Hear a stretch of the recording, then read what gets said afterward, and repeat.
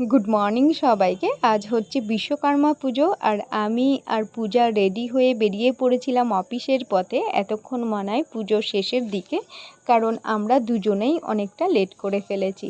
আর যেমনটা তোমাদেরকে বলেছিলাম, পুজো শেষ হয়ে গেছে আর এখানে চলছে প্রসাদ বিতরণ। তো তারপর আমরা সবাই মিলে কিছু ছবি তুলে নিচ্ছিলাম। আর এই ছবিতে অনেকেই হয়তো নেই, কারণ আজকের দিনটা যে যার মতন করে এনজয় করছে। তো চলো এখন লাঞ্চে যাওয়া যাক।